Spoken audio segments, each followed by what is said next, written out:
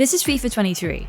There it is! It's insanely realistic, thanks to hypermotion, a new technology that captures animation from real football matches using machine learning. To understand how far FIFA animation has come, we've got to look back to where it all started. I'm Kantcho, game design director on the FIFA team. I'm going to give you a quick breakdown of how gameplay has evolved over the years on FIFA. The first FIFA was released in 1993. It's so funny to see this. I used to play this as a kid. I love this game. The big innovation here is that it was the isometric view. An isometric view is an angle that makes a 2D game look like it's 3D. This was pretty revolutionary for the time, as other games showed a top-down view, side view, or bird's eye view. The way they're running around and dribbling, this is not based on motion capture. This is based on an animator hand keying individual frames of animation. This was the same until 1997, when French football player David Ginola acted out motion capture for the game. And that's when the first polygonal, or 3D, virtual football players were born. And over the years, more polygon lines were added, making the players look more and more lifelike. But a few extra lines doesn't make a human look, well, human. So from FIFA 2000, designers sought to give players real emotion. And he made it look easy. Players performed extravagant goal celebrations and arguments with the referee. But the facial modelling was a work in progress.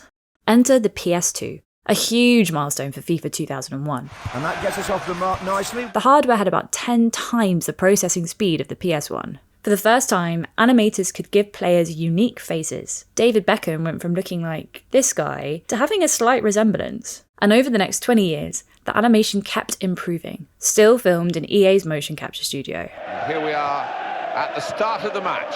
Now, as we move on to FIFA 2013, you see some improvements there, but actually the animations are still a little bit rigid because they've been captured in a motion capture studio environment where it's not the most authentic real match scenario. But for FIFA 22, EA's motion capture technology got a complete overhaul.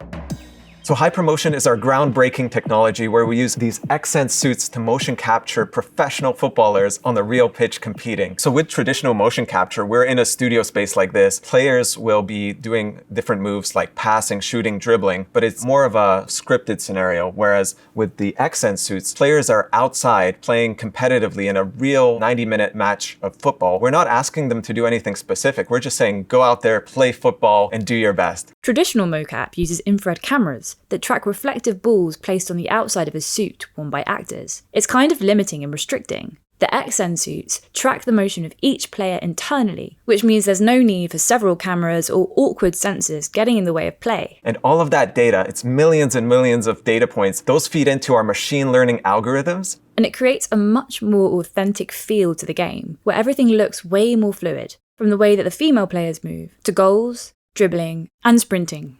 So how does the machine learning algorithm work? So in this video, you can see how the machine learning algorithm is detecting what is a jockey. A jockey is a skill move made by a defender. The defender positions themselves in between a striker and the goal, preventing the striker from scoring. And the algorithm is able to distinguish between a jockey and a sprint, for example. If I'm running and sprinting, that's not a jockey. The machine learning understands that. So that's the first part, detecting what is a jockey motion. So it's got to be low to the ground, it's got to be crouched. We take that data and we feed it into the system so that it understands like this jockey motion was facing this way, another one was moving back but facing that way. So all of those permutations, they're getting connected by the algorithm. When you actually play the game, it's outputting animations real time that actually look like a real professional footballer jockeying and defending in that 1v1 situation.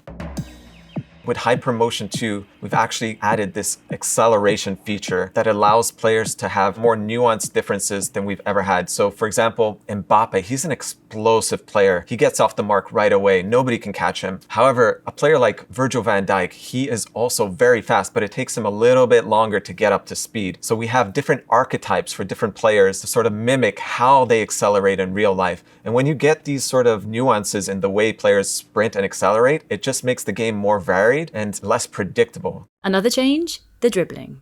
Animators have been able to add way more personality this time. Players can now turn way more quickly to get past defenders. Their feet are actually planting on the ground. Every step makes sense. It's not like the sliding that you saw in the previous versions of the game. So the game is actually looking more like real football than it ever has. The animation team has also made aesthetic changes to the game. See how the grass now flies off the pitch as Mbappe slides on the floor. The shadows are also more exaggerated, creating a more cinematic feel. The net strings now ripple when the ball hits the back of the goal, based on the 3D geometry of a real net.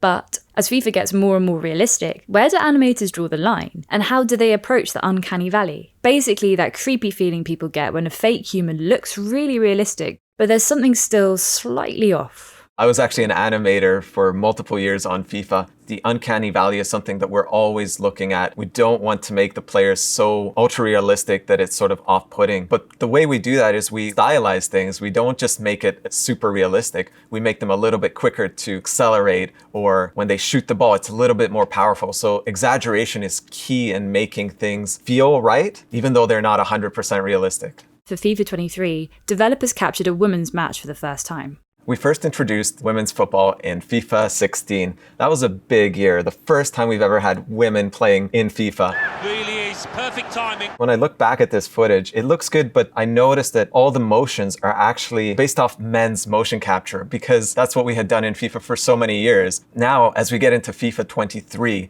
because we've captured 2 women's professional teams, all that data is coming through and it's feeding the women's game. The women's game looks so much more authentic. They're kicking properly, they're dribbling, they're moving. It looks completely different than when you watch the men's game. We also have signature run styles for the women's athletes. Some of the star players like Sam Kerr, you can notice the way she's running here. It looks just like she does in real life. And not only her, there's a few other star female players that we have signature star run styles for. And what other industries could benefit from hypermotion? The technology of using accent suits and capturing outside of a studio, I think that will work really well for like films and any other spaces where you just want more natural movement. That's what we get with these suits. You're less restricted, you can be outdoors, you can do what you need to do to get that authentic motion. That's what it's about.